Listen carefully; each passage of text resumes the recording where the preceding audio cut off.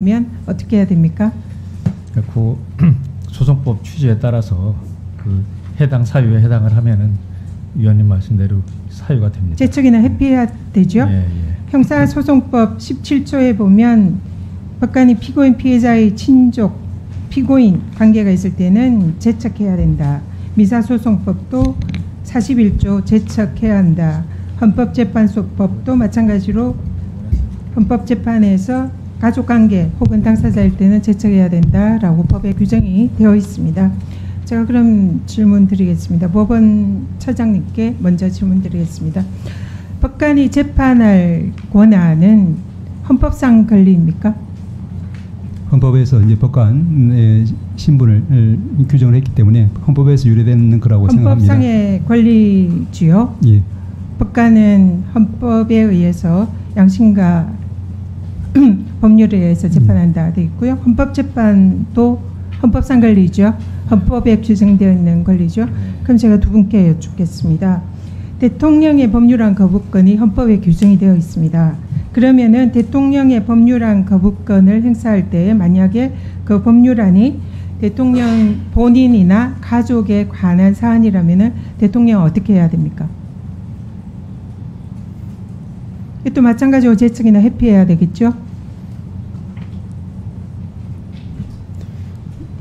차장님. 예. 어제 이제 잠깐 엊그제 질문이 나온 거라서 제가 이제 교과서를 찾아봤습니다.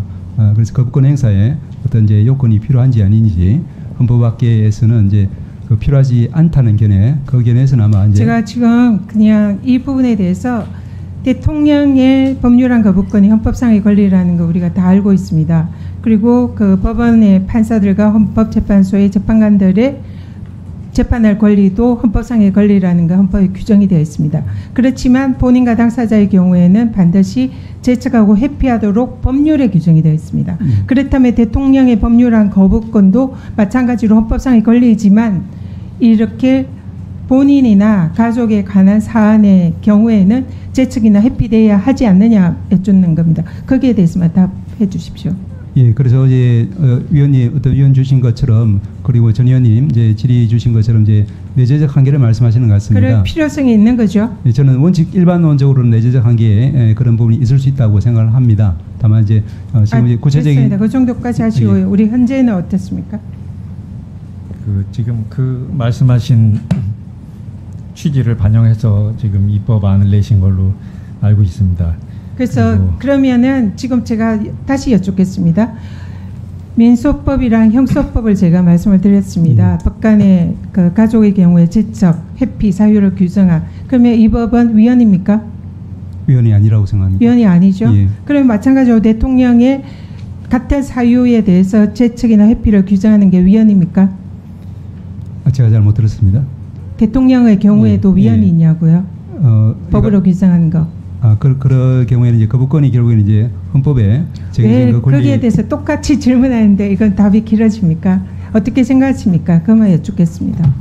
말씀드린 것처럼 이제 제가 헌법은 내재적 한계에 포함된다고 볼 수 있죠. 거부권 행사에. 예, 내재적 한계에 이제 아까 말씀드린 것처럼 구체적인 케이스 사안에 있어가지고 포섭 문제라고 볼 수도 있어가지고 네. 그 포섭을 어디로 재판소장 차장님 말씀해 주십시오.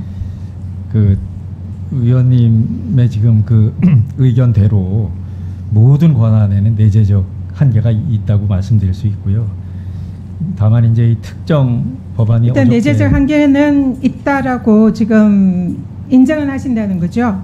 지금 헌법 교과서나 헌법 관련된 논문이라든지 그리고 각종 자료들에 의하면 더구나 국회 입법조사사무처의 보고서에도 의하면은 대통령의 거부권 행사는 내재적 한계를 가진다. 그중에서 가장 중요한 것이 이해충돌 방지 원칙이고 법원이나 헌재에 적용되는 것과 똑같이 본인이나 가족에 대한 사안의 경우에는 이해충돌로 제척이나 회피가 되어야 하고 그것을 하지 않을 때는 권한쟁의라든지 탄핵 사유가 될 수 있다.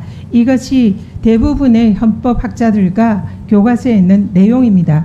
그래서 지금 민사소송법이나 형사소송법이 제척과 회피를 규정해도 그것이 위헌이 아니라고 우리 차장님께서 단호히 말씀하셨지만 똑같은 사유로 대통령의 거부권을 제한하는 것도 마찬가지 사유로 위헌이 아니다라는 걸 간접적으로 확인할 수가 있고요. 또 그에 앞서서 현재 제가 발의한 법 외에 현재 공직자 이해충돌 방지법이라고 있는데 아신가요?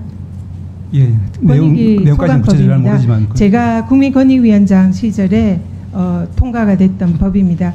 그 법에 의하면은 이해충돌방지법 3조에 의하면 대통령도 이해충돌방지법의 대상이 됩니다. 그리고 이 법에 의하면 대통령 배우자의 특검법에 관한 거부권 행사와 관련해서 수사와 재판 등에 관한 대통령의 업무에 관해서도 이해충돌로 회피 사유가 된다고 규정이 되어 있습니다.